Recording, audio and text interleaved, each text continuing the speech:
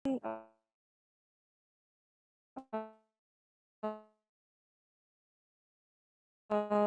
perkenalan dulu ya. Nama saya Irna Diah Ayu Jayanti, biasanya dipanggil Irna.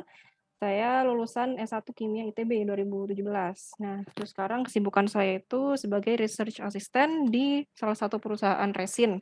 Resin itu apa? Resin itu tuh semacam polimer gitulah di Tangerang ya. Jadi sekarang saya ini posisinya di Tangerang gitu. Nah, ini ya udah ya berarti ya?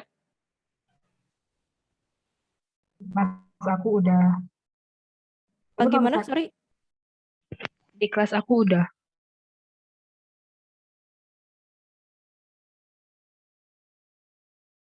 Kelas kalian belum masuk gitu. Kirain di kelasnya belum masuk. Oke, paling ya sekalian review aja lah, nggak apa-apa ya. Mungkin nanti di sini saya juga nyiapin soal-soalnya, soal-soal latihan. Mungkin nanti setelah ini bakal saya kirim soal-soal lainnya aja ya, nanti saya kirimnya di grup gitu. Jadi malam ini mungkin sedikit review aja tentang dasar-dasar ikatan kimia ya. Kalau di Brady itu bab 9 di Brady edisi 6. Oke. Ini jadi malam ini saya review dikit terus latihan soal dari Kempro dan juga dari Brady gitu. Oke, karena di kelas kalian udah, jadi saya mungkin singkat aja. Nah, di sini ada beberapa bagian yang ingin saya highlight atau saya sampaikan ya untuk yang pertama ini, yaitu tentang energi untuk kita membentuk suatu ikatan. Jadi kan untuk kita membentuk suatu ikatan kan perlu adanya energi ya. Nah, di sini berkaitan dengan yang namanya delta H standar atau delta HF standar. Nah, ada yang tahu nggak ini? Bentar saya note dulu. Delta HF ini tuh, maksudnya F-nya ini tuh apa? Ada yang tahu mungkin? Pembentukan. Iya, iya benar pembentukan ya. Jadi maksud saya F-nya itu adalah formation gitu. BTW ini maaf ya saya nggak pakai alat tulis. Jadi maksudnya cuman pakai mouse doang jadi mungkin agak berantakan gambarnya. Hehe. Oke, jadi delta HF itu entalpi pembentukan ikatan. Nah, karena ada simbol lingkaran kecil gitu, subscript kecil itu menandakan standar. Jadi delta HF0 itu adalah entalpi pembentukan standar gitu. Nah, kalau nilainya itu dia kurang dari 0. Nah, dia itu akan membentuk suatu senyawa yang stabil. Tapi kalau dia lebih dari 0, dia tidak stabil kayak gitu. Atau dengan kata lain dia itu mudah terdekomposisi. Jadi misalkan ada suatu senyawa A, dia ternyata delta HF0-nya tuh lebih dari 0. Jadi dia itu dikatakan mudah terdekomposisi menjadi senyawa lain kayak gitu. Misalkan membentuk gas-gas lainnya atau padatan lainnya kayak gitu. Nah, pembentukan ikatan itu dia juga menyebabkan penurunan energi ya, penurunan energi potensial. Jadi di sini kita berkaitan dengan energi potensial untuk tiap atom yang terlibat. Oke, itu untuk awalan sedikit. Nah, sekarang kita ngobrolin tentang ikatan ionik. Nah, ikatan ionik itu apa? Jadi kan ikatan itu kalau di kimia itu ada ionik sama kovalen ya. Nah, untuk yang pertama ini kita sedikit mereview kembali tentang ikatan ionik. Ikatan ionik itu dia terbentuk karena adanya gaya tarik-menarik ya antar muatan yang berlawanan. Jadi antara positif dengan elektron gitu. Antara positif dengan negatif. Jadi di situ ada yang namanya peristiwa serah terima elektron kayak gitu. Nah, di sini ada peristiwa serah terima elektron. Nah, untuk pembentukan ikatan ionik ini, jadi misalkan senyawa ionik yang kalian tahu apa sih? Coba saya minta feedbacknya dong. Jadi biar kita komunikasi dua arah gitu, biar nggak saya aja yang ngomong. Contoh senyawa yang dia ikatan ionik kuat. Ada yang tahu?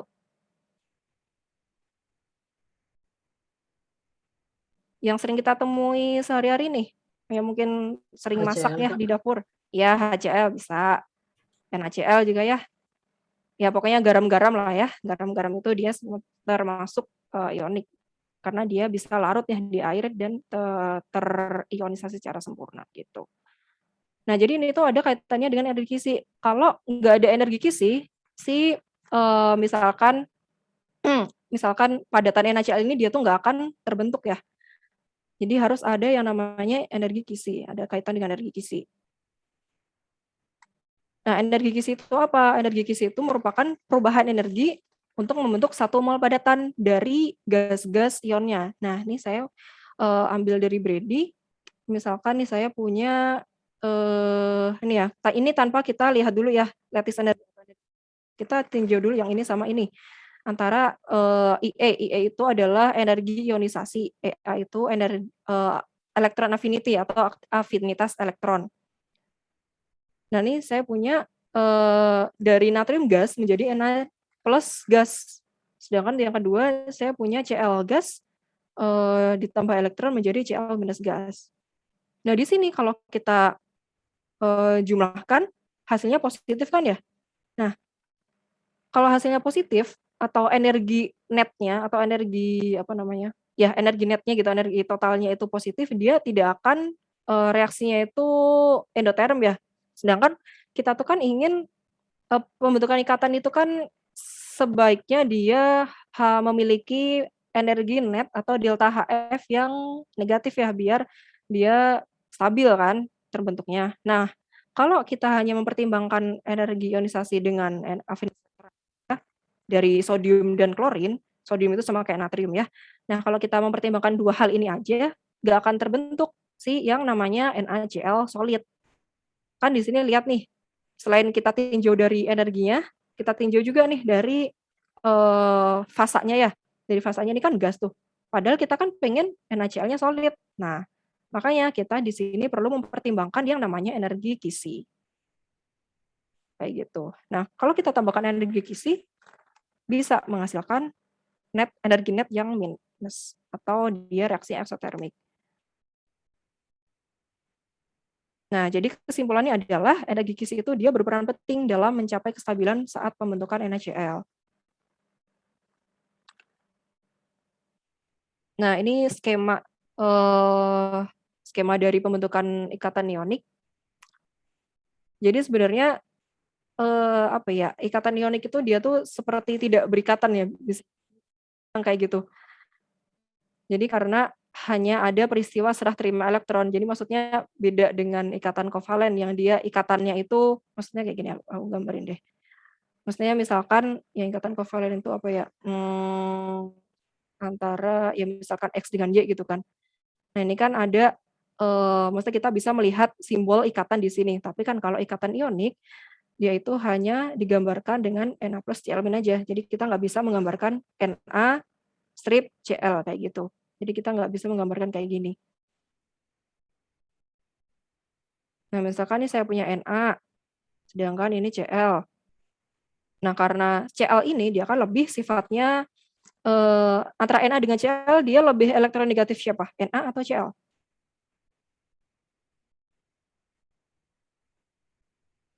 Ayo, ada yang mau bantu jawab mungkin? Yang lebih Cl ya. ya, Cl. oh ya benar. Oke, jadi lebih elektronegatif Cl ya. Jadi lebih mudah untuk menarik elektron. Nah, makanya ketika dia terbentuk senyawa ionik, si Na itu akan lebih menarik elektron sehingga lebih memberikan elektron jadi membentuk Na positif. Nah, untuk Cl karena dia lebih elektronegatif jadi dia cenderung membentuk Cl minus. Nah, terus pertanyaannya adalah kenapa dia kok membentuknya Cl minus aja, kenapa enggak Cl2 minus gitu ya? Karena untuk pembentukan untuk apa sih namanya tuh? Menerima satu elektron, dia hanya butuh energi yang lebih sedikit dibanding dengan ketika dia menerima 2 elektron kayak gitu. Jadi masing-masing ini tuh ada datanya ya, ada datanya ketika dia menerima satu elektron itu berapa, ketika dia menerima berapa. Nah, ternyata ketika ditinjau energinya tuh lebih rendah yang ketika hanya dia menerima satu elektron. Nah, itu alasan pertama. Alasan keduanya, karena kan dia cuman kan ingin membentuk senyawa yang oktet ya, yang dia tuh jumlahnya 8 elektron totalnya. Sedangkan Cl itu kan udah 7 elektron valensinya. Ya udah dia hanya butuh ketambahan 1 elektron aja gitu untuk membentuk senyawa oktet. Oke, itu singkatnya gitu. Oke, saya lanjut aja. Nah, jadi untuk energi kisi ini dia bervariasi ya dari berbagai macam senyawa. Jadi untuk NaCl dengan LCl itu beda, untuk CaCl2 dengan ACl3 dan seterusnya itu beda. Nah, ada juga kita bisa menghubungkan antara ukuran ion dengan muatan. Nah, di sini kita bisa meninjau dengan yang komplement itu bunyinya rumusnya E sama dengan Q1Q2 dibagi KR, di mana R itu adalah jarak antara dua inti ya. Jadi misalkan nih saya punya atom A, saya punya atom B. Nah, ini tuh adalah R-nya gitu. Nah, untuk Q1 ini apa? Q1 ini muatan misalkan berarti muatan si kationnya, untuk Q2 berarti muatan si anionnya gitu. Nah, terus kita tinjau nih yang di sini. Makin besar muatan, energisinya makin besar ya. Jadi misalkan kita tinjau untuk Ca2+ dengan Li+ nih ya misalkan, yang anionnya sama. Makin besar, makin besar muatannya, jadi 2+ dibandingkan dengan positif 1, itu energi kisinya makin besar. Kalau kita masukkan ke sini ya, ke ininya, rumusnya. Terus makin kecil ukuran atau makin kecil energi kisi juga semakin besar kayak gitu.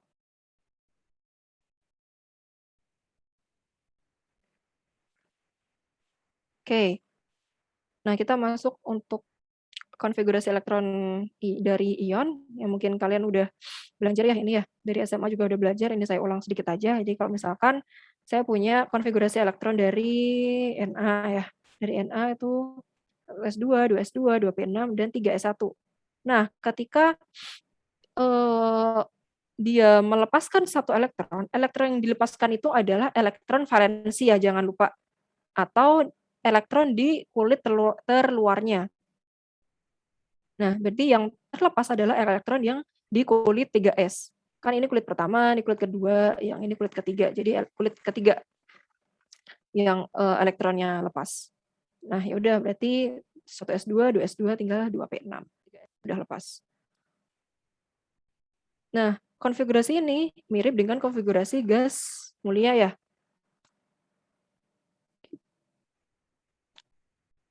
Oke, ini apa nih? Nah, ini yang saya bilang tadi ya.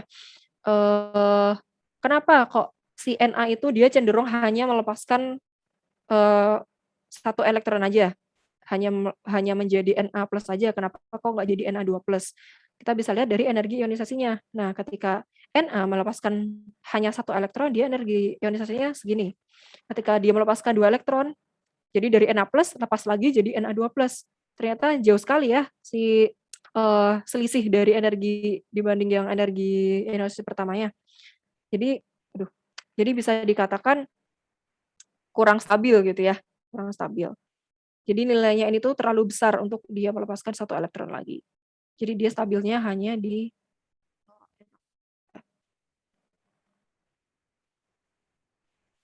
Oke, ini sama ya kalau misalkan saya punya Ca. Nah, Ca ini dia stabilnya untuk melepaskan 2 elektron. Karena dia di kulit terluarnya kan dia juga punya 2 elektron. Ya udah berarti 4S2-nya hilang gitu.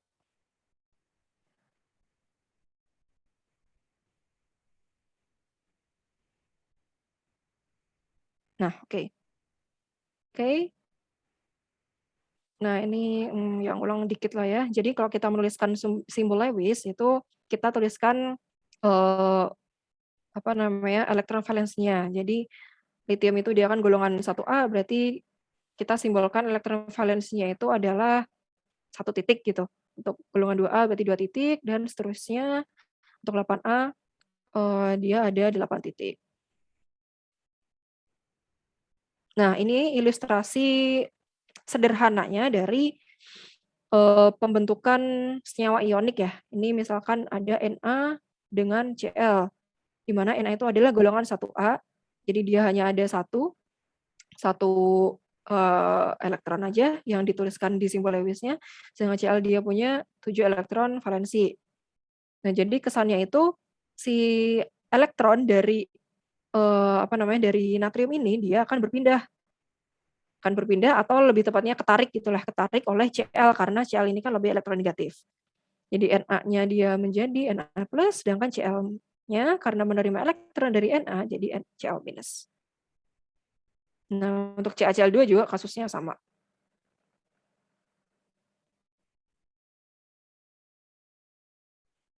Oke, sekarang kita masuk ke ikatan kovalen karena tadi udah belajar tentang ikatan ion.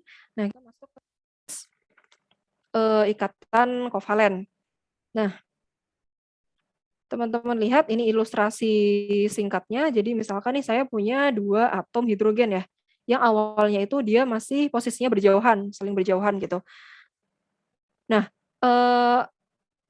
atom itu dia lebih cenderung untuk membentuk suatu molekul ya agar mencapai suatu kestabilan. Nah, makanya ketika saya punya atom hidrogen, 2 atom hidrogen yang mungkin jaraknya berdekatan, dia akan cenderung untuk lebih mendekat lagi. Nah, untuk lebih mendekat lagi sehingga yang kita lihat di sini adalah kalau teman-teman perhatikan densitas elektron di sini kan dia akan lebih tertarik ke arah tengah ya.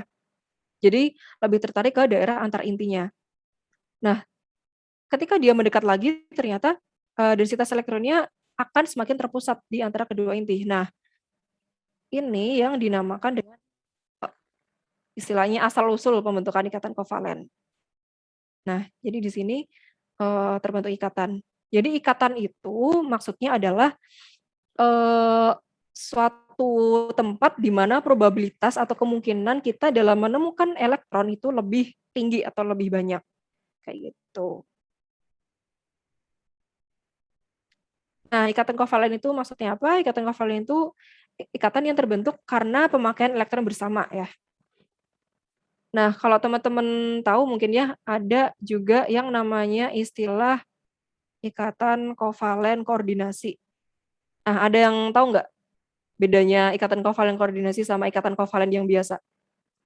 Saya minta feedback-nya dong.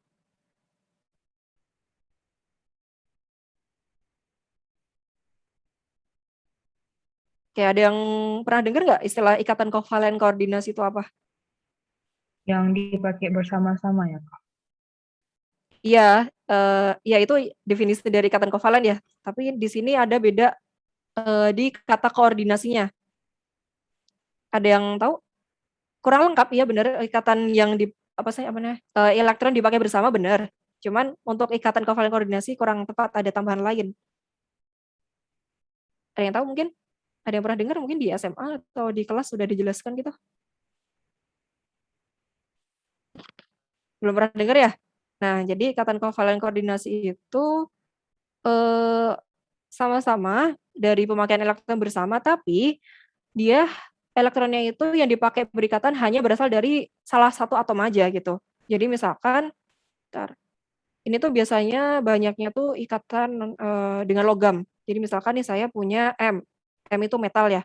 M kan M itu dia elektropositif. Nah misalkan saya punya senyawa X gitu lah ya. Nah si X ini dia akan cenderung lebih mendonorkan elektronnya ke M. Nah, ikatan kovalen koordinasi itu didefinisikan sebagai ikatan yang terbentuk akibat dari pemakaian elektron bersama yang hanya berasal dari salah satu atom aja. Nah, kalau kasus ini berarti hanya dari atom X-nya aja. Nah, simbolnya itu tuh nih anak panah kayak gini. Gitu. Bedanya itu dengan ikatan kovalen biasa. Oke. Hmm,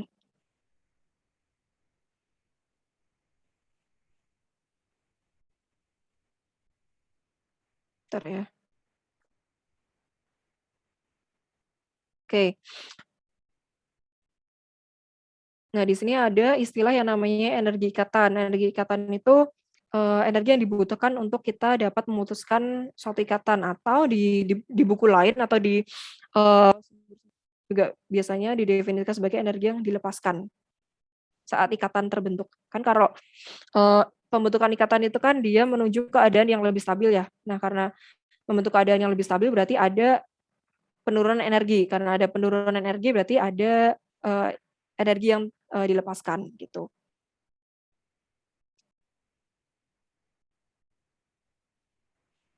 Nah, untuk ikatan kovalen seperti yang saya bilang tadi, dia disimbolkannya itu dengan garis kayak gini. Beda ya dengan ikatan ionik gitu. Jadi di sini ada elektron di sini. Nah, kemudian ketika mereka berdua mendekat berarti probabilitas elektron tertingginya ditemukannya di daerah tengah sehingga terbentuklah ikatan disimbolkan dengan garis kayak gini. Seperti itu. Oke, lanjut dulu.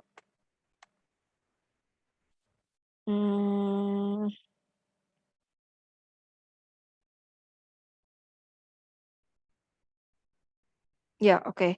Jadi ya sama seperti yang sebelumnya ya, kalau suatu atom itu berikatan satu sama lain, dia ini akan eee, cenderung untuk mencapai keadaan yang oktet atau mengikuti aturan oktet. Yang dalam kata lain dia akan mencapai 8 elektron valensi. Jadi elektron valensinya cuma 8. Nah, ini contoh ya untuk senyawa kovalen, jadi misalkan CH4, NH3, H2O, di mana dia ikatannya adalah single bond atau ikatan tunggal.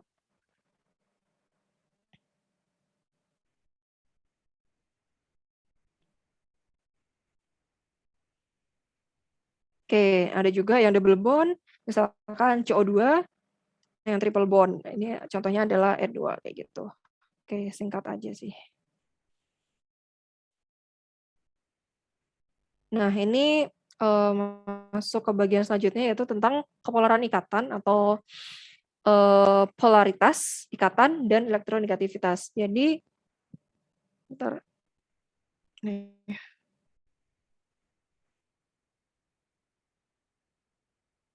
Ikatan kovalen ya, utamanya. Ikatan kovalen ini bisa kita bagi menjadi 2. Ada yang namanya polar kovalen, ada yang namanya non-polar kovalen.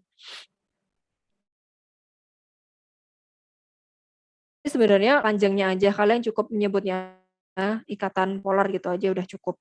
Jadi ada ikatan polar dengan ikatan non-polar.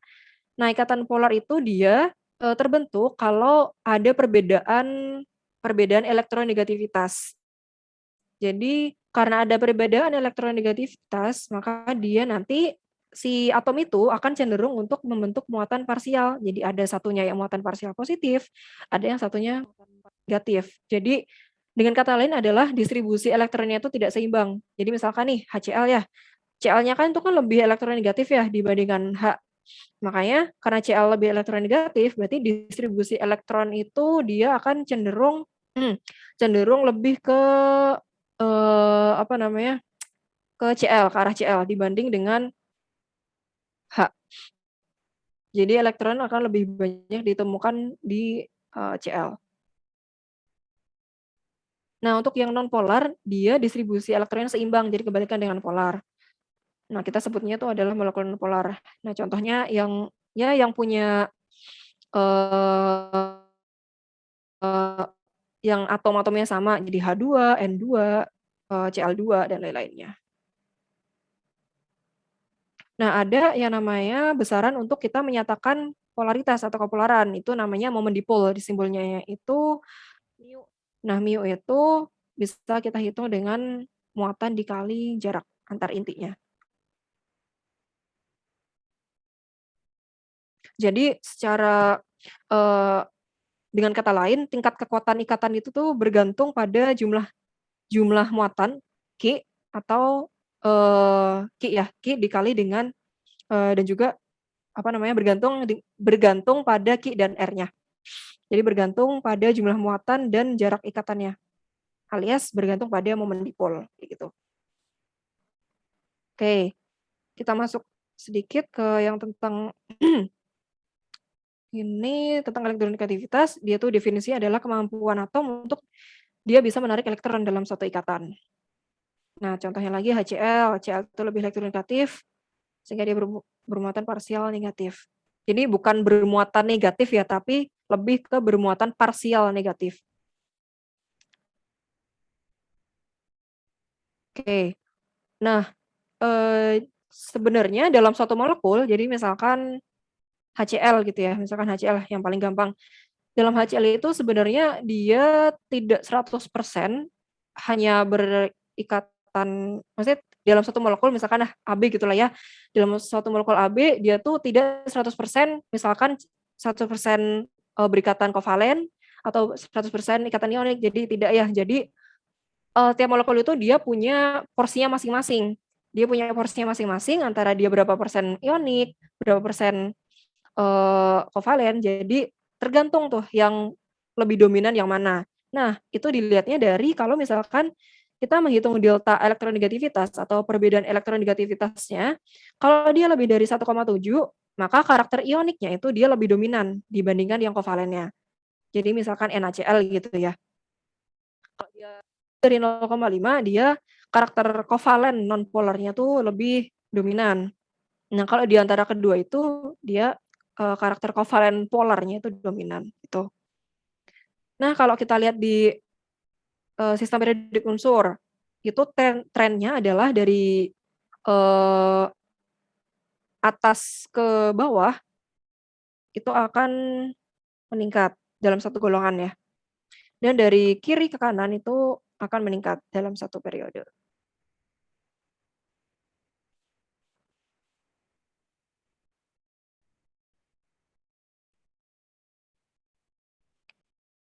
Oke, ini ada kaitan antara reaktivitas dengan elektronegativitas ya.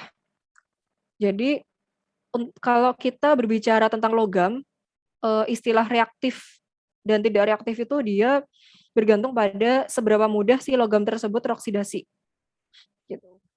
Jadi misalkan Na ya, Na itu kan termasuk logam. Nah, Na itu dia dikatakan sangat mudah teroksidasi ketika dia bereaksi dengan air, dia sangat mudah teroksidasi. Makanya kita katakan dia sangat reaktif.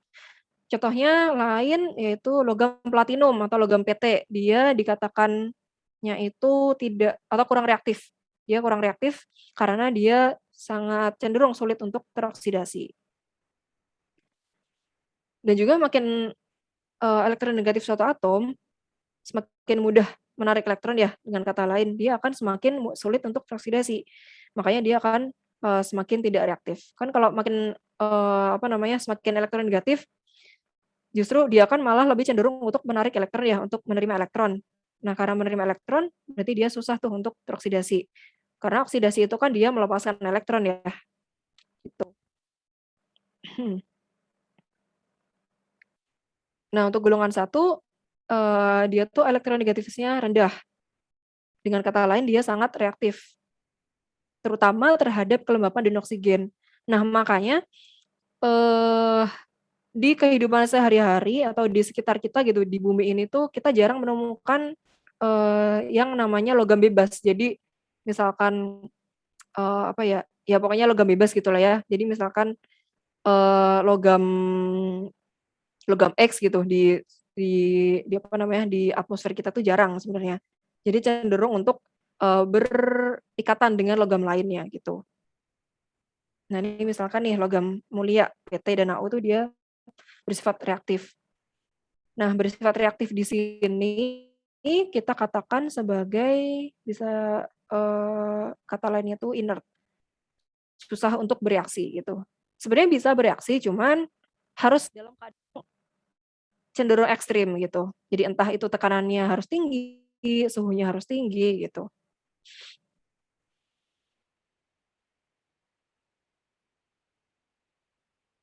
Semakin reaktif dia ini akan semakin mudah untuk tereduksi gitu. Nah, semakin elektronegatif suatu atom, jadi kan dia semakin mudah untuk menerima elektron, semakin mudah menarik elektron. Jadi dia semakin mudah untuk tereduksi. Nah, aplikasinya untuk apa? Aplikasinya itu untuk sebagai oksidator kuat. Oksidator itu kan berarti kalau senyawa A misalnya, senyawa yang akan mengalami reduksi gitu. Sedangkan senyawa yang kita oksidasi, ya dia akan mengalami oksidasi. Contohnya adalah F-. Nah, F ini kan dia sangat elektronegatif. Makanya dia bisa kita aplikasikan sebagai oksidator yang kuat.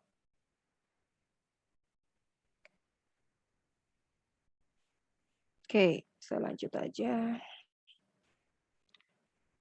Nah, di sini ada juga kan kita tadi udah belajar, kalau di kelas juga udah belajar ya tentang bikin struktur Lewis untuk masing-masing molekul. Nah, di sini ada juga yang namanya struktur resonansi. Jadi kan apa namanya?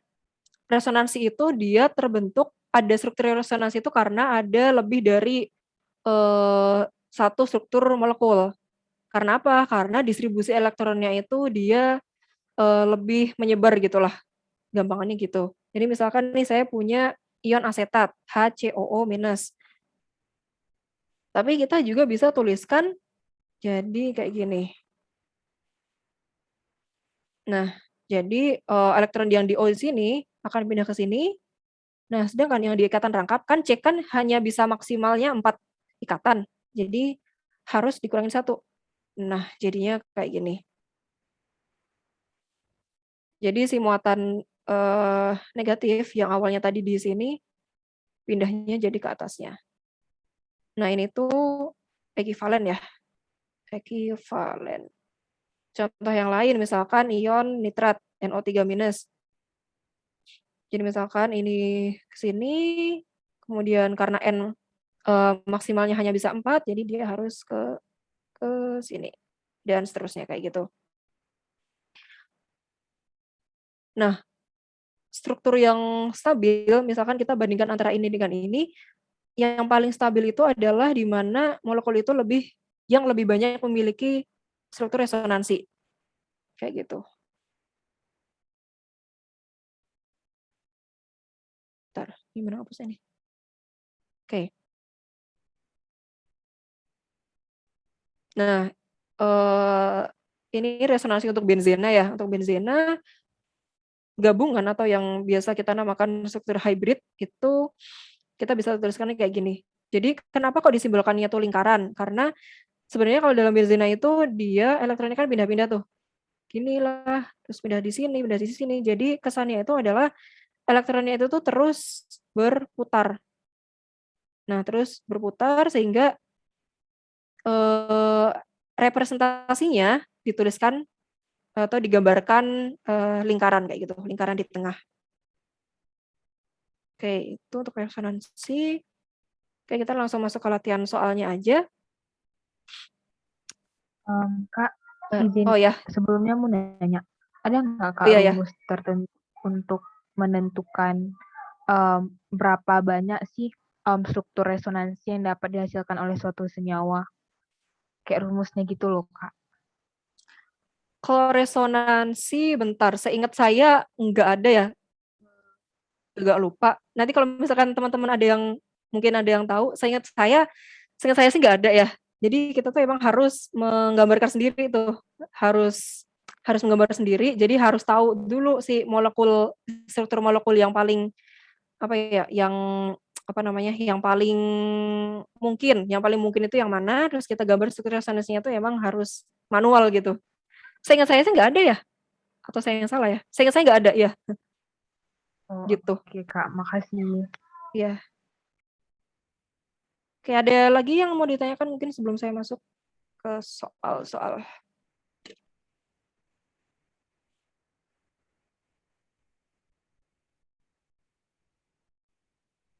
Oh ya, paling saya ini ya cuman bisa sampai jam 9 mungkin ya. Nanti kalau misalkan ada yang mau ditanyakan lagi, lewat PC aja. Nanti PPT-nya juga akan saya upload ke drive-nya, kirim di Line. Oke, bentar.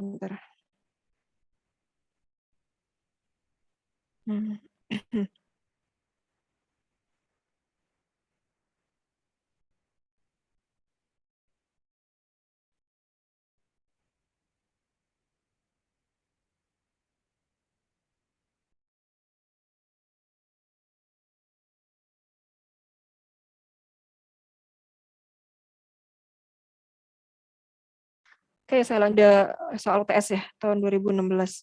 Sebenarnya kebanyakan itu, kalau kalian punya Kempro ya, kalau kalian punya Kempro itu sebenarnya untuk yang bab dasar-dasar ikatan kimia tuh lebih banyaknya di hybrid sama soal yang tentang teori ikatan kimia. Jadi misalkan kayak, eee, geometri molekulnya, terus sudut ikatan kayak gitu-gitu. Tapi ini saya ambil yang hanya tentang dasar-dasar ikatan kimia aja, tuh. Nah, oke di sini saya punya guanidin itu rumusnya CN3H5, itu merupakan suatu molekul biokimia yang penting di mana merupakan hasil metabolisme protein yang dipakai, untuk produksi plastik dan bahan peledak. Nah, strukturnya ini dipelajari dengan metode difraksi sinar X atau XRD. Nah, di sini enak ya udah ada clue-nya. Mana?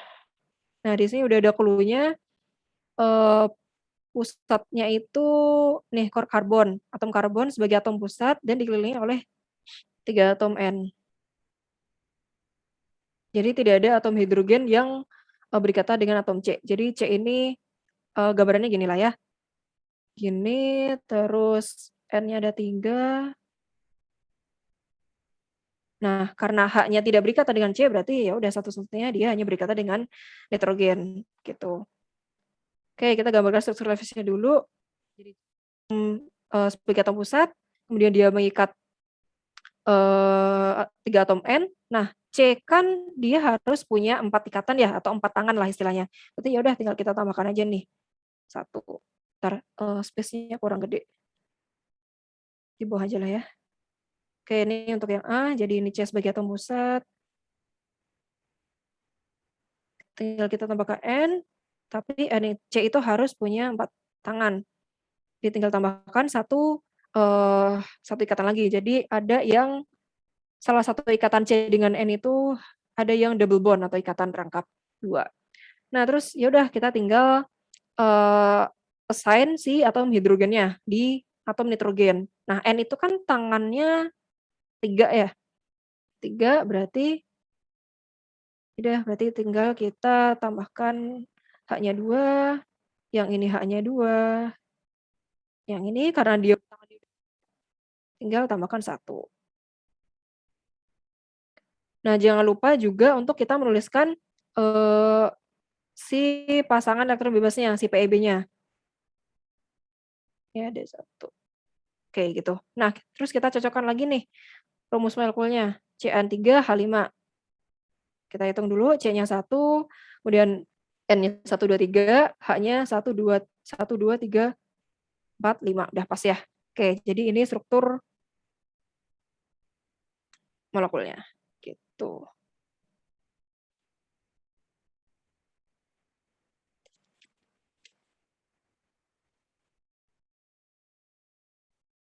Oke, saya lanjut.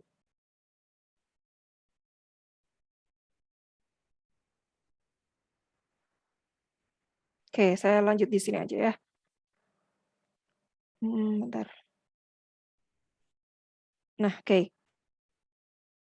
Nah, ini yang gambaran sederhananya dari struktur Lewis-nya. Mungkin ini kurang lengkap ya. Kalian bisa tambahkan si PeB-nya. Bebas ya PeB-nya mau di mana, yang penting sesuai aja jumlahnya. Karena N, dia PeB-nya hanya ada satu pasang. Nah, terus pertanyaan kedua di sini tentang orde ikatan rata-rata.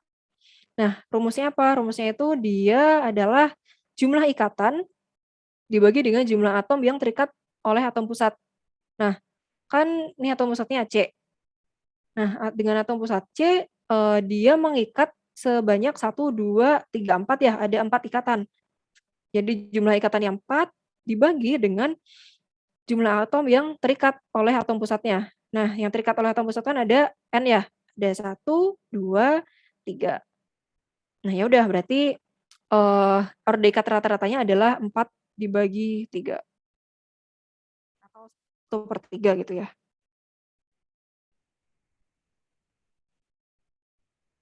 Oke. Nah, terus ini kita disuruh untuk menggambarkan struktur, resonansi.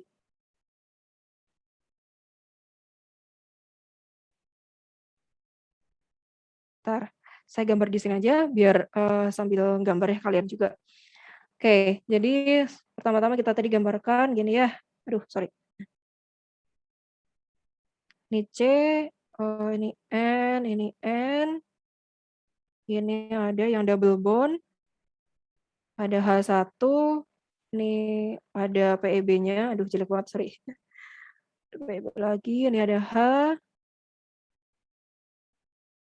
ada H.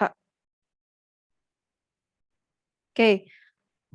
Nah, kita tinggal gambarkan nih struktur resonansinya, yang memungkinkan pergerakan elektron itu terjadi gitu ya. Misalkan kalau saya pindahkan nih, kan ini masih ada 1 PEB, udah kita pindahkan ke sini. Nah, berarti yang di sini tinggal ke atasin aja. Karena C kan hanya maksimal 4 ikatan. Nah, berarti strukturnya jadinya kayak gini. Karena tadi awalnya PEB-nya ada 1, nah karena dia ketambahan elektron dari ikatan rangkapnya, ya udah berarti ketambahan 1 PEB lagi. Nah, kayak gini. Sedangkan yang di sini dia jadi double bond karena ketambahan PEB yang dari nitrogennya. H. Gini. Nah, yang di sini tetap. Nah, masih mungkin lagi nggak? Masih ya. Jadi misalkan ini bentar, ini masih ada PEB di sini. Saya ada PEB di sini. Nah, ini kan bisa lagi nih ke sini. Sedangkan yang sini pindah ke sini. Aduh, jelek banget. Tar.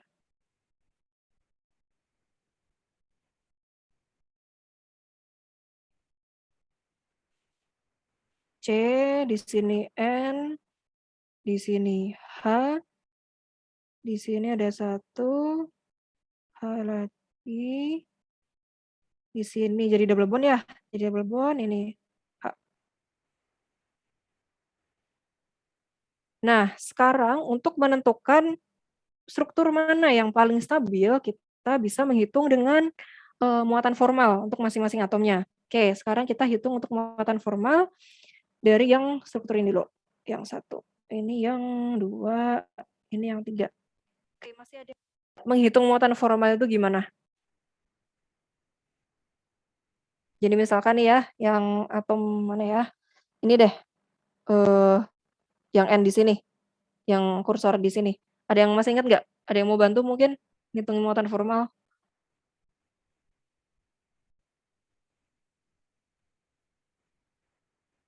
Ayo, ada yang mau bantu? Jumlah ikatan Sorry, suaranya kurang jelas. Jumlah Iya ya. ikatannya sama dikurangi elektron valensi. Coba kamu hitung yang N ini berapa kira-kira muatan formalnya? Yang mana ya? Yang ini deh. Nah, muatan formal dari N ini berapa menurut kamu? Salah nggak apa-apa. Teman-teman sambil ngitung juga ya, jadi biar ngikut pembahasannya, biar ada yang masuk di otak. 0, Kak. Iya, oke. 0 ya, bener ya. Jadi, ntar. Eraser mana? Eraser. Oke, jadi muatan formal itu kita bisa hitung dengan rumusnya itu adalah jumlah elektron valensi. Elektron valensi dari N itu kan 5 ya. 5 dikurangi dengan jumlah elektron yang tidak berikatan. Kan 2. Karena N itu kan punya 1 PEB. Jadi 5 dikurangi 2, dikurangi lagi dengan jumlah ikatannya. 3 ya, kan ada 1, 2, 3. Ya udah berarti 0. Berarti untuk yang di sini itu adalah 0, yang di sini juga 0, yang di sini juga 0 ya. Nah, oke, itu untuk struktur yang pertama. Nah, struktur yang kedua, kita lihat di sini. Kan tadi udah ketambahan PEB ya, 1 lagi. Ya udah berarti jadinya -1 kan ya? -1 muatan formalnya. Terus yang mana lagi nih? Yang ini tetap 0, yang ini jadi +1. +1. Nah, sekarang struktur yang ketiga. Untuk N yang ini, karena ketambahan ikatan jadinya plus 1, yang ini jadinya min 1, yang ini jadinya 0 tetap. Nah, menurut teman-teman yang lebih stabil itu struktur 1, 2, atau 3?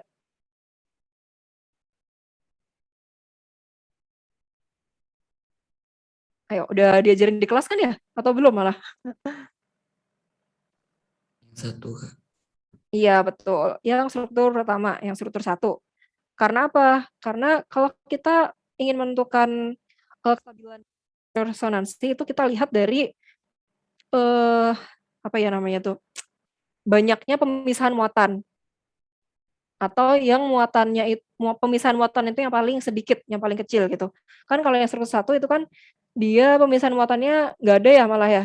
Dia karena si muatan formalnya cuma 0 semuanya. Sedangkan kalau di struktur 2 dan 3 itu kan ada pemisahan muatan yang N-nya jadi min 1, terus yang N-nya lagi satunya jadi plus 1, yang struktur 3 juga kayak gitu, sama aja. Jadi yang paling stabil adalah yang muatan formalnya sama-sama 0. Jadi struktur 1 lah yang muatan formalnya yang paling stabil struktur resonansinya. Kayak gitu. Oke, yang A udah, B udah, C udah. Nah, yang D juga udah. Sekarang yang E berdasarkan jumlah D, terus jumlah elektron bebas dan jumlah pasangan elektron ikatan pada struktur Lewis tersebut. Nah, berarti bentar, saya hapus dulu biar nggak pusing.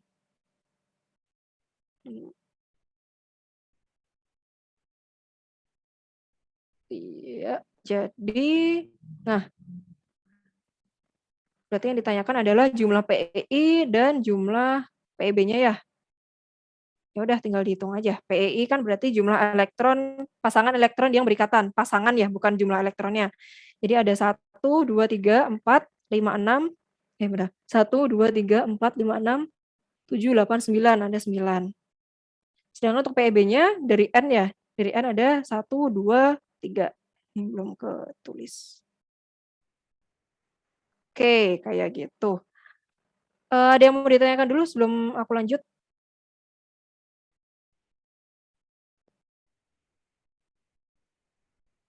Oke, masih paham ya? Masih gampang.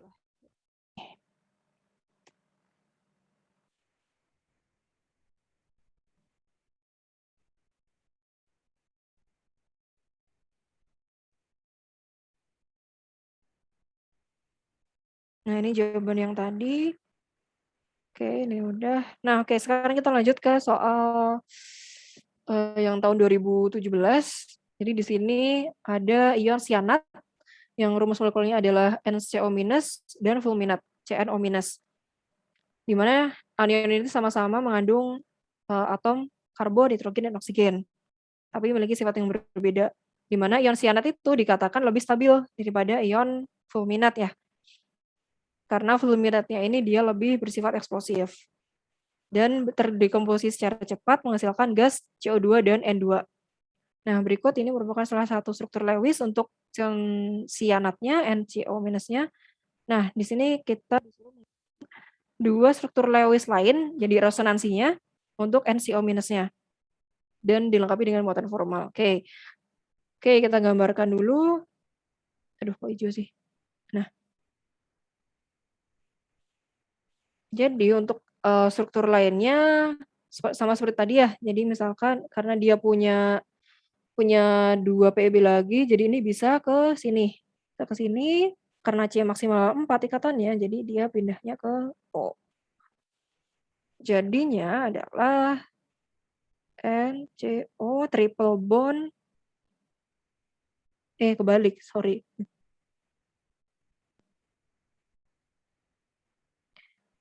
N triple bond, gimana sih?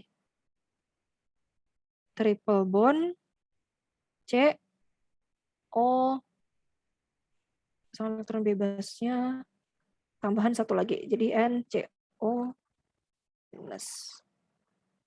Sedangkan N-nya jadi dia hanya tersisa 1 PEB aja. Nah, dari struktur ini masih ada satu lagi.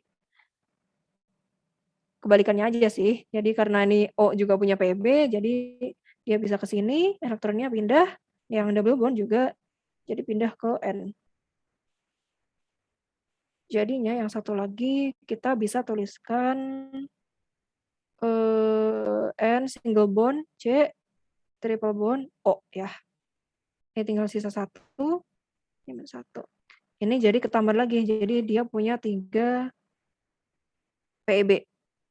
Nah, sekarang kita hitung nih muatan formalnya. Berarti kalau yang N di sini dia 0. Untuk O yang di sini berarti dia jadi -1. Yang di sini dia jadi +1. Di sini dia jadi -2. Kalau yang di sini ini 0. Gimana sih? Ini 0, yang di sini -1. Nah, muatan totalnya itu yang di sini, yang di luar tanda kurung ini asalnya dari sini, karena -1 ditambah 0 jadi -1. Terus yang di sini 0 tambah -1 jadi -1. Terus di sini -2 + 1 jadi -1. Itu asal mulanya. Nah, sekarang kita tentukan yang paling stabil adalah yang mana. Nah, menurut teman-teman yang mana yang paling stabil antara ketiga struktur itu? Sebelum aku jelasin.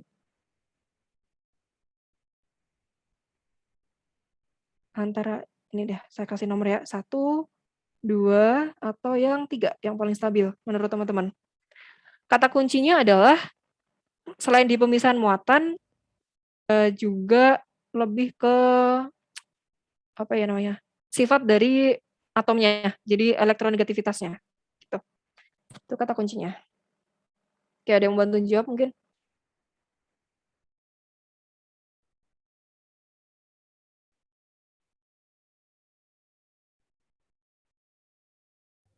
Dua. 2 ya? Ya. Iya, jawabannya benar yang struktur kedua. Jadi, kita lihat ya satu-satu untuk yang kalau kita bandingkan nih 1, 2, 3, jelas yang tereliminasi duluan adalah yang struktur 3 ya, karena dia pemisahan muatannya besar antara -2 dengan +1. Oke, jadi struktur 3 ini kita eliminasi. Nah, sekarang kita tinggal bandingkan antara 1 dengan 2. Kan di sini pemisahan muatannya sama aja, selisih 1 lah ya, gini, selisih 1. Hanya saja yang beda itu adalah muatan parsialnya. Yang struktur 1 dia muatan parsial negatif ada di nitrogen. Sedangkan untuk yang struktur 2 muatan parsial negatifnya ada di oksigen. Nah, harusnya idealnya adalah untuk kita menentukan struktur resonansi yang paling stabil harusnya adalah muatan parsial negatif itu harus berada di atom yang lebih elektronegatif. Nah, antara N dengan O yang lebih elektronegatif kan oksigen ya, O ya. Nah, makanya harusnya itu yang bermuatan parsial negatif harusnya adalah oksigen, bukan nitrogen kayak gitu. Jadi struktur resonansi yang stabil adalah yang kedua. Seperti itu. Oke. Itu untuk yang pertanyaan. Yang kedua jumlah ikatan sigma paling stabil. Waduh, udah kapus ya tadi ya. Oke, gambar lagi aja. Gini. Gini. N1. Oke. Jadi jumlah ikatan sigma dan ikatan pi. Nah, kalau di triple bond, duh kelihatan.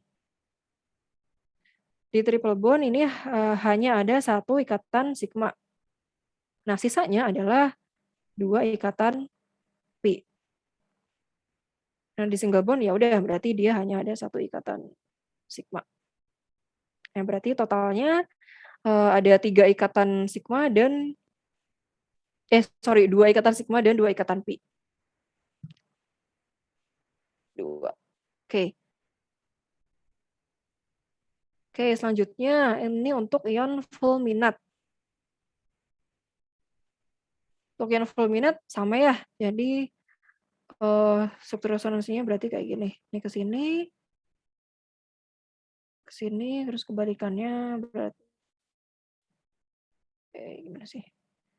Ini ke sini, ini ke sini. Jadi kita gambarkan CN triple bond O, ini positif, ini bentar, kayak gini. Untuk yang C ini kan udah min 1 ya. Muatan formalnya min 1, ini plus 1, ini 0. Nah, ketika dia beresonansi seperti ini berarti dia jadi min 3. Aduh jelek banget. Ya, gitulah. Sedangkan yang satunya lagi adalah C triple bond N dan single bond O.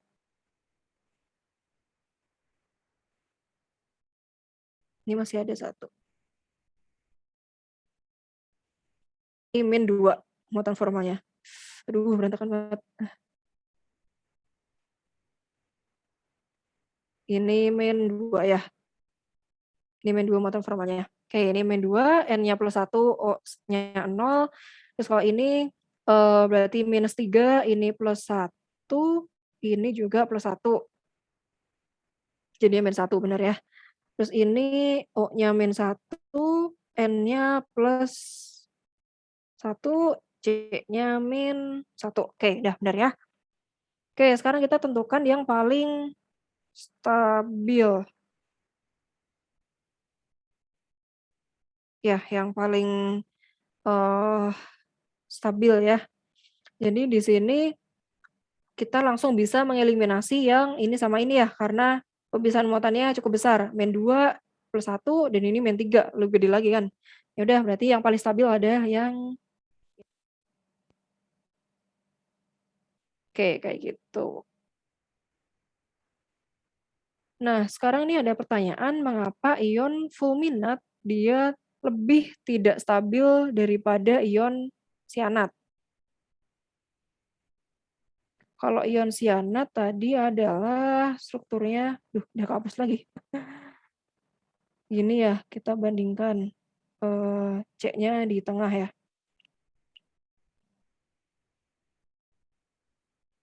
Gini. Nih.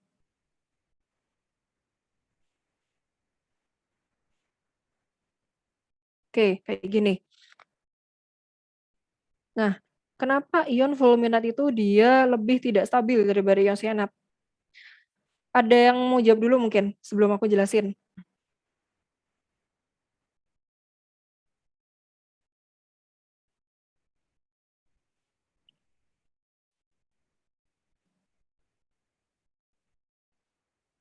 Oke, belum tahu ya. Oke, jadi ini saya langsung ke sini aja biar agak cepat. Jadi kalau kita lihat di sini adalah ini yang bawah fulminat, yang atasnya sianat ya. Jadi di sini kita lihat kalau yang kita lihatnya adalah yang struktur paling stabil ya, yang paling stabil yang dilingkari ini. Kalau di ion sianat, dia pemisahan muatannya hanya di oksigen aja ya, hanya min 1. Sedangkan kalau yang di fulminat di 3 tempat ya, min 1, plus 1, dan min 1. Nah, yang paling tidak stabil adalah yang pemisahan muatannya banyak. Jadi di sini salah satu alasannya adalah itu. Selain itu juga kalau kita lihat yang stabil yang di fulminat, ion karbon itu malah dia bermuatan parsial negatif. Nggak cuman di yang stabil aja, di yang di sini juga kan ya. Nih, ini juga parsial negatif semuanya. Padahal harusnya kalau yang stabil seperti yang sudah saya bilang tadi, harusnya di ion yang lebih elektron negatif kan ya. Nah, harusnya yang di oksigen, tapi di sini karbon malah negatif 1 atau parsial negatif 1. Nah, itu merupakan keadaan yang tidak favorable atau tidak disukai. Oke, jadi itu alasannya. Oke, saya lanjut. Nah, ini untuk soal selanjutnya. Kak, maaf. Ya, oh ya. Ya. Mau nanya yang itu, Kak. Yang ini ya. ikatan sigma sama I itu masih rada bingung. Bingungnya di mana? pas menentukannya tadi kan kakak jawabnya 1 sigma dan 2 pi. Tapi tadi kun jawabnya ada 2 sigma dan 2 pi. 2 pi 2 sigma ya. Kalau tadi aku salah nulis ya. Jadi gini. Jawabannya yang benar adalah 2 pi 2 sigma. Salah nulis kali ya tadi aku. Jadi kan gambarnya adalah gini ya tadi yang stabil. Yang stabil kan apa sih tadi itu salah. Gini. Nah, gini ya. Di sini dia ada 1 sigma, di sini juga ada 1 sigma, dan sisanya adalah 2 pi. Nah, jadi ada 2 pi dan 2 sigma, itu yang benar. Mungkin tadi aku salah ngomong ya, sorry. Tapi sampai sini paham nggak? Mungkin bingung, mungkin asal mula kok bisa triple bond itu kok ada 1 sigma 2 pi. Iya kak, Atau gimana? masih bingung itu. Oh, oke. Jadi gini, ini berkaitan dengan orbital molekul ya. Jadi gambar dari orbital molekulnya itu, ini kan N, ini C. Nah, di orbital molekul itu hibridisasinya kayak gini. Nah, bedanya ikatan sigma dan pi itu kan sebenarnya ada di dia overlap atau enggak. Ikatan sigma itu dia yang overlapnya itu bersentuhan secara langsung gitulah gampangannya. Nah, kayak gini nih. Nah, ini adalah ikatan sigma. Ini kalau saya gambar di bidang datar ya. Kalian bayangkan aja ini tuh kayak sebidang kertas gitu lah ya. Nah, kalau ikatan ikatan pi adalah ketika overlapnya itu dia tidak terjadi secara langsung. Jadi enggak bertemu atau enggak berjumpa secara langsung kayak gini.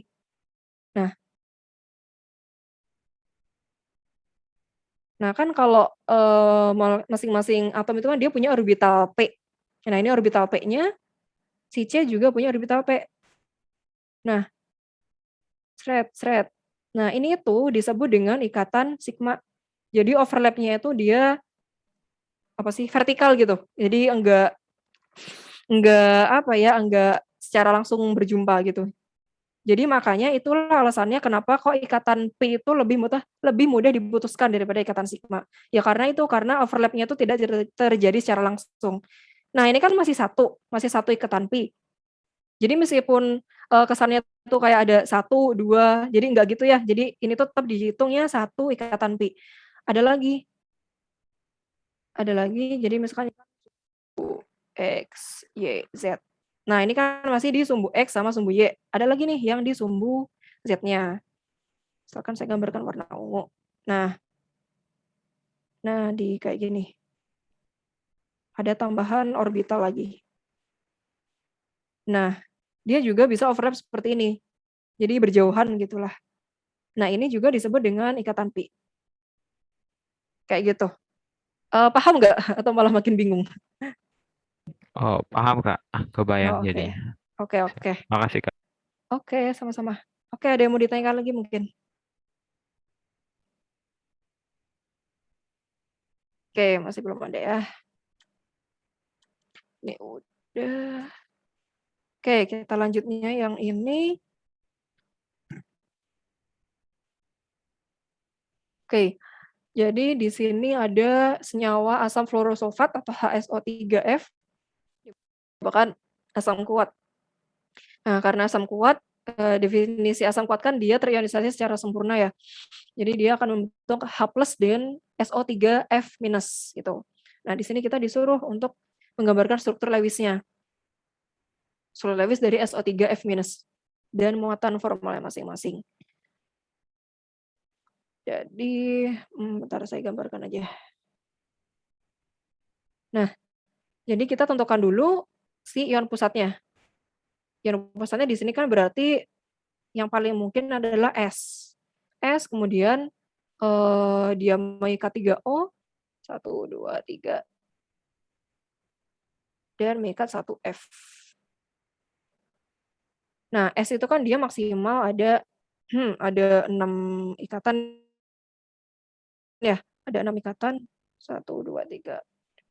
Nah, kita maksimalin dulu aja 6 ikatannya. Oke, di sini masih ada 2 PEB, ini ada 2 PEB, S-nya udah habis ya karena udah 1, 2, 3, 4. Udah oktet. Ini ada 3 PEB, ini juga. Oke, kayak gini. Atau saya langsung masuk aja deh biar rada cepet ya. Nah, kayak gini. Jadi yang paling stabil itu adalah ketika S mengikat 6 ikatan dibanding dengan ketika dia mengikat 4 ikatan.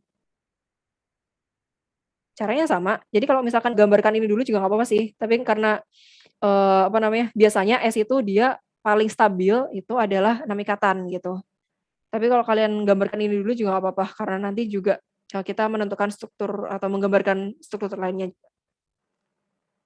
Jadi S mengikat 4 ikatan, kita hitung dulu si muatan formalnya. Jadi S ini kan dia ekuivalensinya adalah 6 dikurangin PB 2, 4, plus 2 ya, plus 2. Kemudian O-nya -1, F-nya 0, O-nya -1. Nah, kemudian ini kita bisa tuliskan struktur resonansinya. Jadi, ya, si elektronnya pindah ke sini atau elektron yang sini juga boleh-boleh aja. Sini terus ke sini gitu. Bebas sama aja. Oke, jadinya dia ikatannya 5 ya. Nah, pemisahan muatannya jadi nggak terlalu banyak. Jadi di sini O-nya udah 0. Terus bisa lagi ditambah lagi kalau dia pindah ke sini lagi. Jadi ada 2 double bond di sini ya. Ada double bond sehingga total ikatannya ada 1, 2, 3, 4. Nah, pemisahan muatannya lebih kecil lagi, jadi cuman -1. Nah, kalau kita tambahkan lagi ke sini gitu ya, nggak bisa ya, udah melanggar gitu ya, udah melanggar aturan oktet. Nah, menentukan strukturnya paling stabil sama ya kayak tadi ya, dari pemisahan muatan. Karena di sini dia yang paling kecil, jadi struktur yang ini yang paling stabil. Begitu. Terus ada lagi ya? Oh ya, ada lagi soal. Nah, ini oke, mungkin ada yang mau ditanyakan dulu sebelum saya lanjut?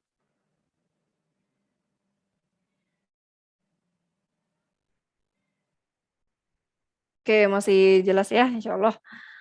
Oke, jadi di sini saya punya nitrogen, namun kebanyakan unsur ini merupakan gas inert. Jadi N2 itu dia dikatakan sebagai gas yang inert, sehingga tidak bisa dicerna oleh makhluk hidup. Nah, mungkin teman-teman ada yang tahu istilah dari gas inert itu seperti apa? Tadi udah sempat saya singgung dikit ya. Ada berkaitan dengan, saya kasih clue deh, kaitannya dengan reaktivitas. Nah, mungkin ada teman-teman yang masih ingat tadi yang saya jelaskan di awal. Mengapa N2 itu merupakan gas inert? Ini ada kaitannya juga dengan struktur molekulnya dari N2. Nah, ada yang mau jawab dulu mungkin sebelum saya jelaskan?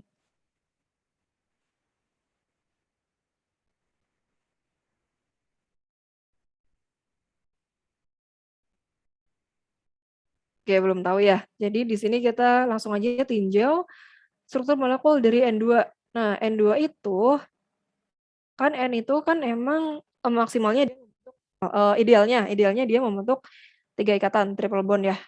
Triple bond, di sini dia masih punya 1 PEB. Nah, kalau kita bandingkan dengan misalkan nih saya punya X, terus saya punya X. Nah, antara single bond, double bond, dan triple bond, menurut teman-teman ikatan yang paling kuat itu ada di ikatan yang apa? Di single, double, atau triple kah? Ikatan yang paling kuat. Ayo, ada yang masih ingat? Yuk kita sambil diskusi-diskusi aja ya, biar nggak pada ngantuk. Yang ketiga kayaknya. Yang ketiga, maksudnya triple bond. Iya, rangkap 3. Ya, rangkap 3. Ya, betul ya. Yang paling kuat ikatannya adalah yang rangkap 3. Kenapa? Karena semakin tinggi, semakin besar jumlah ikatan atau semakin banyak ikatan, jarak antar intinya itu akan semakin dekat. Nah, karena semakin dekat berarti, makin pendek kan ya, jarak antar intinya makin pendek, jadi ikatannya semakin kuat. Jadi N triple bond N itu ikatannya sangat kuat gitu. Nah, itulah alasannya kenapa disebut dengan gas inert. Karena kalau ikatannya kuat, dia kan susah ya buat bereaksi dengan senyawa lain gitu. Jadi itu karena ikatannya adalah triple bond kayak gitu. Oke, kita lanjut. Oleh karena itu, alam sudah menyediakan suatu siklus yang disebut dengan siklus nitrogen. Nah, dalam hal ini, gas N2 itu bisa ditangkap dalam bentuk nitrit NO2- dan nitrat NO3-. Nah, sekarang kita gambarkan struktur Lewis dari ion nitrit dan ya. Nitrit itu NO, berarti gini ya, NO2 gini, ini berarti sisa -1. Sedangkan untuk yang nitrat ada 3O.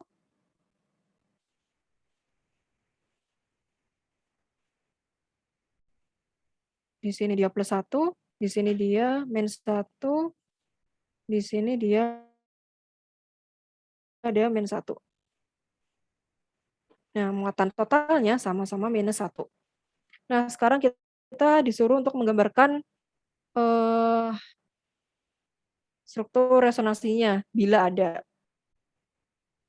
Nah, sini struktur resonansinya berarti gampang aja ya, sama kayak yang sebelum-sebelumnya tadi ya. Jadi ini bisa kita pindah ke sini, kemudian ininya geser jadi ke sini. Struktur resonansi itu perlu teman-teman ingat, dia muatan totalnya harus sama ya, kayak struktur awalnya, jadi nggak boleh beda.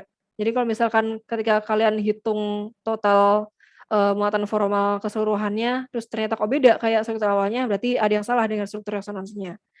Nah, ini untuk yang nitrit. Nah, untuk yang nitrat juga sama, dia bisa pindah bisa pindah ke sini, terus dia bisa pindah ke sini, dan seterusnya. Nah, bisa dihitung muatan formalnya, kayak gitu. Nah, sekarang selanjutnya, ternyata unsur ini tuh juga bisa membentuk anion lain, yaitu N3- atau disebut dengan ion azida. Nah, azida ini umumnya digunakan untuk bahan pengisi airbag ya, di mobil, tapi dalam bentuk NaN3 atau natrium azida. Nah, sekarang kita disuruh untuk menemukan struktur Lewis dari ion azida yang paling stabil. Yang paling stabil itu adalah ini. Jadi N double bond N dan double bond N lagi. Di mana ini total muatannya adalah -1. Ini kalau kita bentuk kayak gini ya resonansinya, jadi ini pindah ke sini, ini pindah ke sini, jadinya kayak gini. Ini jadinya -2, ini jadinya +1. Ini jelek banget, bentar. Ini 1. Nah, ini kan pemisahan muatannya besar ya kalau dibandingkan dengan yang ini. Kalau di sini kan pemisahan muatannya cuma antara -1, +1, dan -1. Tapi kan kalau di sini N-nya jadi -2. Nah, ini pemisahan muatannya besar. Nah, jadi struktur yang lebih preferable atau yang lebih stabil adalah yang ini gitu. Oke, ada yang mau ditanyakan dulu sebelum saya lanjut, mungkin slide terakhir kalau nggak salah.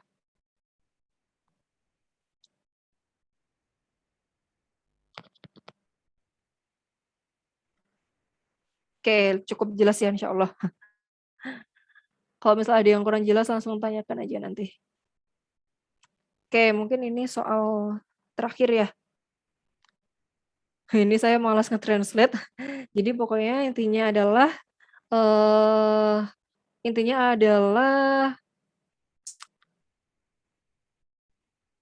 ketika kita membentuk suatu ikatan, itu kan kita melibatkan energi ya. Nah, energinya itu dia, harus yang bagaimana? Apakah naik kah atau turun kah?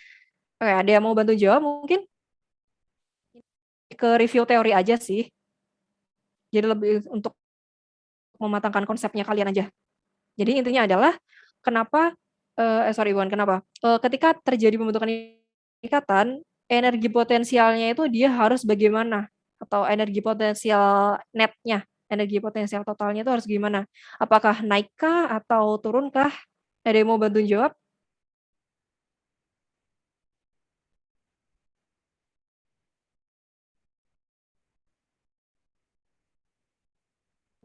Naik bukan, Kak? Kurang tepat. Iya, turun Tadi berarti. iya iya. Udah saya jelasin ya tadi ya, jadi energi potensialnya itu turun, soalnya apa? Kayak kalau naik berarti kita bukan melepaskan energi, soalnya kan di sini kata kuncinya adalah kita ingin membentuk senyawa yang stabil. Nah, untuk membentuk senyawa stabil seperti yang saya jelaskan tadi di awal, harus melepaskan energi, gitu. Nah, kalau harus melepaskan energi berarti energi akhir dibanding dengan energi awalnya harus lebih rendah. Jadi senyawa yang stabil yang terbentuk itu merupakan hasil dari penurunan energi. Sehingga proses pembentukan ikatan tuh harus melepaskan energi. Biar energi dari produknya itu lebih stabil daripada energi reaktan gitu. Nah, terus yang soal yang kedua ini, kenapa di simbol Lewis kita hanya menuliskan elektron valensi aja? Kenapa kok nggak dituliskan semuanya gitu? Ya selain kebanyakan ya itu alasan yang ada alasan yang lebih ilmiahnya, hanya elektron valensinya aja gitu. Bukan menuliskan ya, mempertimbangkan elektron valensinya aja. Kenapa kira-kira? Kenapa kok kita nggak concern atau enggak fokuskan pada elektron inti atau elektron yang lainnya? Oke, ada yang mau bantu jawab mungkin?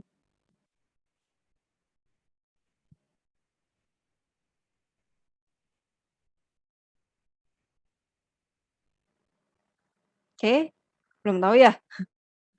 Oke, jadi kan kita dari tadi udah kalau kalian teman-teman ini perhatikan, ketika bereaksi itu kita hanya memperhitungkan atau menggunakan elektron valensi aja. Ya soalnya karena emang elektron valensi itu dia yang berperan penting dalam pembentukan reaksi ya. Nah, kenapa kok kita nggak menggunakan elektron inti atau elektron yang lebih dekat dengan inti? Ya karena elektron yang lebih dekat dengan inti, dia lebih cenderung susah untuk, susah untuk bereaksi. Soalnya kan dia lebih dekat dengan inti, lebih tertarik oleh inti. Kan inti itu kan bermuatan positif. Jadi dia elektron-elektron di sekitar inti dia lebih cenderung untuk berada di sekitar inti aja gitu. Sedangkan untuk elektron yang valensi atau elektron yang di kulit terluar, dia yang lebih cenderung untuk mudah untuk berinteraksi atau bereaksi dengan atom-atom lain untuk membentuk molekul gitu. Nah, kayak gitu intinya jawabannya.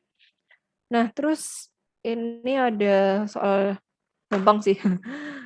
Nih, dari ke 1, 2, 3, 4 simbol Lewis ini yang menurut teman-teman salah yang mana aja?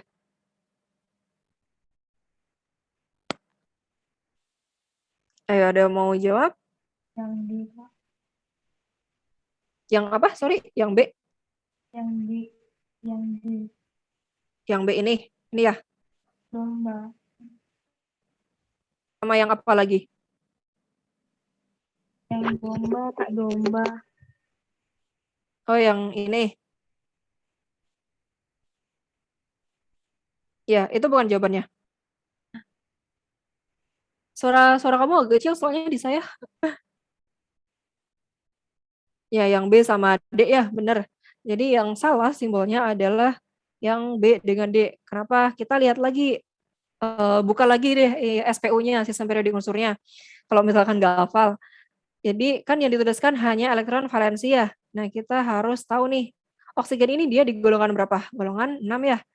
Golongan 6 berarti ya udah dia elektron valensinya atau titik-titik titik-titik di simbol Lewisnya ya udah berarti jumlahnya ada 6. Nah, Cl itu kan di golongan 7. Berarti dia harusnya 7 ya, bukan 6. Bukan ya 6 benar. Bukan 6. Neon dia di golongan gas mulia di golongan 8A. Dia harusnya 8. Benar kan ya? Nah, SB ini dia di golongan 5 atau golongan 15 lah. Sekarang kan kayak udah nggak zaman ya kita nyebut golongan 1A, 2A, tapi menyebutnya adalah golongan 1 hingga 18. Nah, jadi SB ini dia di golongan 5 atau 15. Harusnya dia hanya ada 5.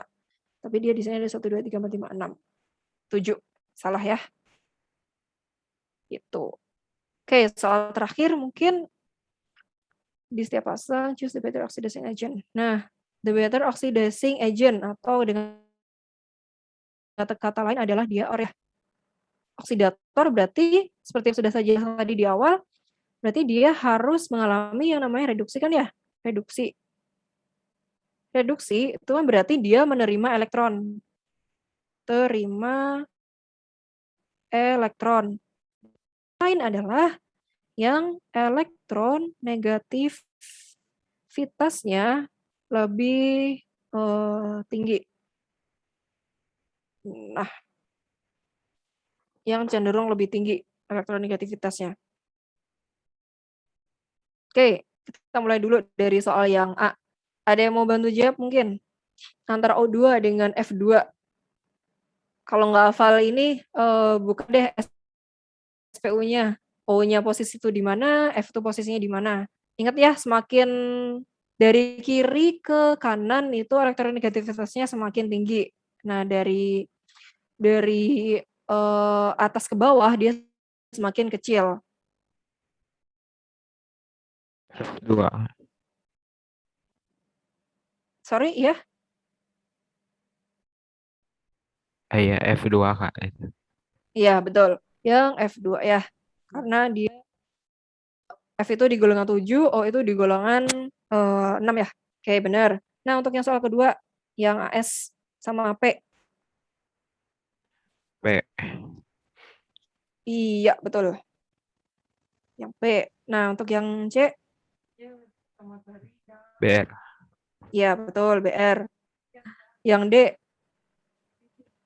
Itu S.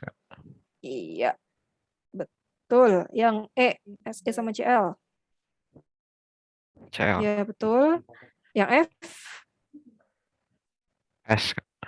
Iya, betul. Ah, mantap. Semua nih. Udah paham lah insya Allah. Oke. Nah, nih ya benar ya. Jadi F2, P4, BR2, S8, CL2, S8. Benar. Jadi diingat lagi ya. Kalau bisa dihafalin ya. Dihafalin kan dulu SMA juga udah ada jembatan keluar tiap-tiap golongannya. Oke. Ya kalau lupa buka aja SPU-nya. Oke, udah ini terakhir. Mungkin nanti saya bakal kirim latihan-latihan soal kali ya. Nggak tahu sih, mungkin minggu depan mungkin ya saya kasih. Nggak akan besok juga. Masih ada kerjaan lainnya. Jadi mungkin minggu depan saya kasih latihan soalnya. Nanti saya di lainnya. Oke, mungkin ada yang mau ditekan lagi sebelum saya akhiri.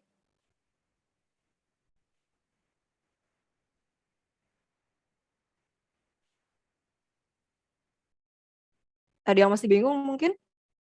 Udah paham semua nih?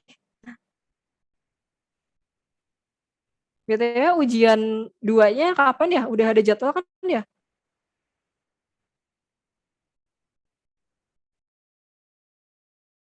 Halo? Ya? 4 Desember nggak? 4 Desember ya? 4 Kalau nggak Desember. salah. Oh ya, masih lama lah ya. Masih banyak waktunya. Oke. Kalau di kelas, ya dosen kalian siapa aja? Oh ini dari beda-beda kelas ya? Ada yang diajar budaya nggak? Nggak ada ya? Saya, Kak. Oh, budaya ada. Terus siapa lagi nih? Penasaran aja sih. Oh, Bu Irma. Oh, Bu Irma, mantap Bu Irma. Terus siapa lagi? Pak Henry, Kak. Pak Henry. Oh, Pak Henry mah santuy ya. Pak Henry santuy. Terus siapa lagi nih? Udah itu aja ya. Kalau Bu Irma gitu suka ngasih kuis nggak? Enggak sih, Kak. Oh, enggak Jarang ya. lah. Oh, Iya. jarang ya. Tapi latihan soal masih sering ya? Latihan soal iya sering suka Sering ya. dibahas di kelas juga. Iya. Oh, iya. Ini ya sih tipikal rada detail sih kalau Bu Irma. Juga. Kalau Pak Henry mah menurut saya rada santuy sih dibanding sama dosen-dosen lainnya. Kalau ujian 1 kemarin gampang nggak? Kayaknya paling susah kayak itu Oh tes iya. kimia. Oh iya. Iya, soalnya nggak tahu. Soalnya beda banget sama yang dipelajarin. Oh iya. Tuh kan suram nggak? Padahal biasanya itu ujian 1 kalau di tahun saya ya, itu lebih gampang malah. Terus ujian 2 yang rada susah lah. Ujian 3 yang biasanya ujian 2 ya benar ujian 2 yang rada susah. Oh gitu bedanya. Tapi ini enggak, kalian ada Kempro kan? Itu mirip-mirip gitu sama soal di Kempro atau malah beda jauh? Kayaknya beda sih. Kalau Oh iya. aku ngerjain UTS 20 masih bisa. Yang kemarin tuh beda banget soalnya. Oh gitu ya. Ya emang dosen-dosen kimia emang suka iseng. Mungkin ini kali ya, kalian emang juga harus belajar nggak cuma dari Kempro aja ya, jangan terpaku sama soal-soal tahun lalu. Jadi harus teorinya tuh didalemin. Jadi makanya nih saya tuh kalau ngajar nggak bisa tuh kalau langsung ngajarin soal, soalnya kan takutnya ya saya tuh pengen kayak ini aja sih, menyamakan persepsi aja gitu. Jadi makanya harus, belajar teori dulu ya meskipun cuman sedikit ya review-review sedikit doang, gitu. Jadi emang, jangan terpaku sama soal-soal tahun lalu, jangan cuma belajar dari soal-soal, itu, jangan jadi prioritas utama kalian dulu, gitu. Jadi harus belajar dari soal yang Brady, kan Brady itu kan ada yang soal khusus buat, reviewnya juga. Ini tuh penting juga tuh buat konsep-konsepnya kalian. Dan juga ada ini kok kalau beda solution manualnya. Nah, itu kalian bisa download juga, bisa cari gitu di situ. Meskipun nggak detail sih kalau di solution manualnya Brady. Terus juga kalau mungkin Brady kalian rada susah memahami, saya rekomendasinya lebih ke Raymond Chang. Itu lebih kalau menurut saya sih, menurut saya lebih enakan lah dibanding Brady. Tuh. Raymond Chang itu kan kimia B kan, Kak. Aku kan kimia A. Kira-kira kalau misalnya aku baca Raymond Chang, itu sama nggak materinya? Sebenarnya Dari 2 Brady buku gitu.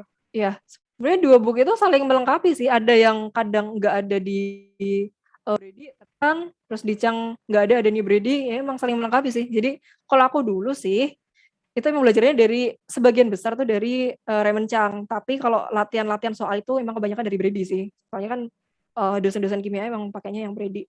Tapi kalau teori-teori, lebih prefer Raymond Chang kalau aku ya. Aku Lebih Brady, Kak, enakan. aku nggak paham apa yang dibilang selalu sulit. Kalau aku sulit mengerti sih yang dari kata-kata penjelasan di Brady. Iya kan? Ya mungkin beda-beda ya orang ya.